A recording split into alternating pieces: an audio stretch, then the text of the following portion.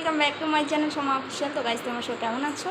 আমি খুব ভালো আছি। তোমরা কেমন আছো কমেন্ট করে জানিয়ে দাও। আর আজকে হচ্ছে শ্রাবণ মাসের প্রথম সোমবার, জল ঢালতে যাচ্ছি। চলো আমার সাথে সাথে কে কে যাবে, ঠিক আছে? তো অলরেডি দেখো মন্দিরে পৌঁছেও গেছি, আর পৌঁছে দেখো এক দিদিভাইয়ের সাথে দেখা হয়ে গেল। হ্যাঁ, দিদিভাইকে আমি চিনি না, হয়তো আমাকে চেনে। দিদিভাই বলছে আসো, এখানে জল আছে, পা ধুয়ে নেই, পা ধুয়ে তারপরে মন্দির পরিদর্শন করবো। তো চলে গেলাম দিদিভাইয়ের সাথে সাথে। আর পেছন দিকে একজন দেখছি জল ঢালছিল, তো আমি জানি না। তো আমার বর চলে গেছিলো, ভুলে কিছু একটা বাড়িতে রেখে গেছে, তো তার জন্য। আর আমি তো এখানে প্রথম নতুন, সেরকম কিছু জানি না। ওই দিদিভাইয়ের সাথে সাথে গেছিলাম, পায়ে জল দিয়ে এলাম। আর এসে দেখো এখানে অনেকেই বসে রয়েছে, কারণ মন্দিরের ভেতরটায় অনেকটা ভিড় ছিল, যার জন্য দিদিভাই বলছিল এখানে এসে বসো, তারপরে হবে।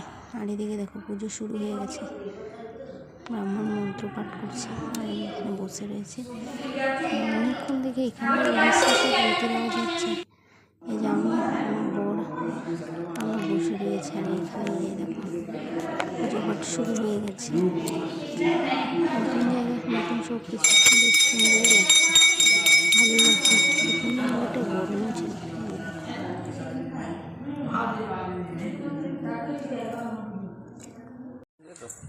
খাবি কি করেছে?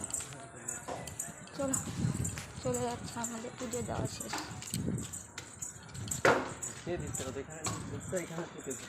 হ্যাঁ দিয়েছে তো, ওখানে ওখানে দিয়েছে।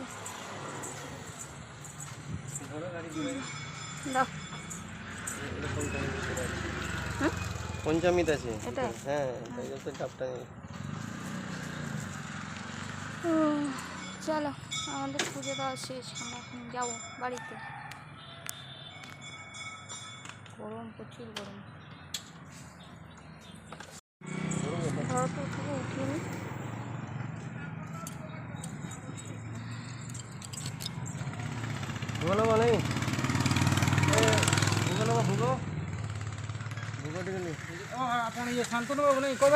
তো পুজো দিয়ে বেরিয়ে পড়েছে বাড়ির দিকে। ভিডিও কেমন লাগছে অবশ্যই কমেন্ট করে জানিয়ে দেবে, ভালো লাগলে লাইক কমেন্ট শেয়ার করে দিবে। আমি আর আমার বর এসেছিলাম, এই যে বাড়ির পথে যাচ্ছিলাম। আর দেখো এই দিকটা রাস্তার ধারে অনেক মন্দির রয়েছে, মন্দিরগুলো বেশ দেখতে সুন্দর, বড় বড়। চলো টাটা, বাই বাই।